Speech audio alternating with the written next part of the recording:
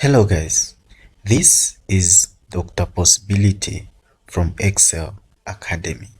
Kindly make sure that you subscribe to our YouTube channel and make sure that you register with Excel Academy. In this tutorial, I am just going to explain my part 12 of histology revision. So please make sure that you watch my part 1 to part 11. Let's quickly get started.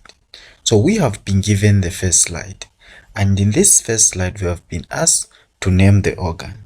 So if you look at this organ is having the pseudostratified columnar epithelium, and also you can look at some goblet cells in it. So looking at this slide, this is simply the trachea. Label the parts marked with letters. So if you look at A are just mucus filled up cells, and these cells are normally unicellular. So the name of part A is simply the goblet cells. And then if you look at B is just the demarcation between the epithelial tissue and the connective tissue. And this boundary is just known as the basement membrane. Let's quickly move on and look onto our next question. The next question is name the tissue. So if you look at this tissue is just simply the fibro cartilage. Give two reasons. The first reason you can give is the thick bundle of fiber similar to that in those in tendons. So if you look at the type of tissue which is in tendon, this is just the dense regular connective tissue. So if you look at this slide, the behavior of the fibers is similar to that which is in in tendon. So be careful and be able to differentiate the two. Let's quickly move on. So the next reason you can give is the chondrocyte in clear lacuna scattered among them. So if you look at this part, you can see some chondrocyte, and you can also see some few chondrocytes within the fiber. So that's another reason you can give. Let's quickly move on and look at the next slide. Name the structure shown by the arrow. So the structure shown by the arrow is just the cell, and this cell is just the monocyte. State one of its characteristics. So the characteristics you can give is that they have abundance blue glaze cytoplasm containing many fine granules. Then give one of its function. We need to understand that the monocyte, they just normally changes to to macrophages. And then when you talk of macrophages, they have different names depending on the tissue where they are.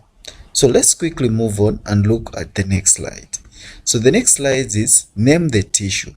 So if you look at this tissue, you can simply look at this, and the first thing you can see hyaline cartilage, but this is not truly the hyaline cartilage.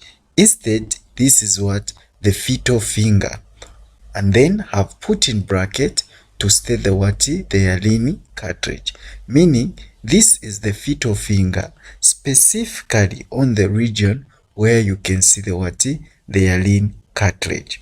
Then give two reasons. One, the epithelial plates are made up of hyaline cartilage.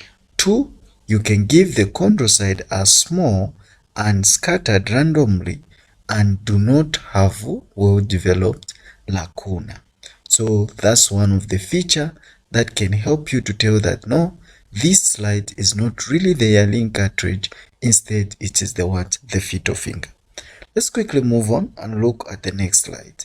So we have been given this slide, and the question is name the structure. So if you look at this structure, this is just the nucleus.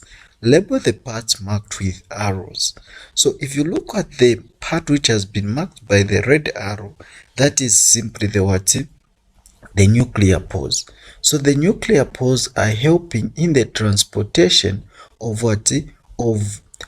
genetic content from the cell, from the nucleus to the cytoplasm. For example, when you talk of mRNA, when mRNA it is being manufactured in the nucleolus, which we are going to talk about it in the next slide. The mRNA will leave the what? The nucleus into the cytoplasm through the what? The nuclear pores. Then state the function of the structure. So the nucleus is just stores what? Genetic material. Let's quickly move on and look at something else. Name the structure shown by the arrow. So if you look at this structure, this is simply the what? The basophil. Okay, and then state one of its characteristics. You can simply say are round in nature and mount lobed nucleus and have abundant condensed chromatin. Then give one of its functions. So the function is it plays a role in allergies, pathogens, and what? And parasites. Okay. So guys, thank you very much for joining me. This was Dr. Possibility from Excel Academy. Please make sure that you subscribe to our YouTube channel and make sure that you click on the notification button.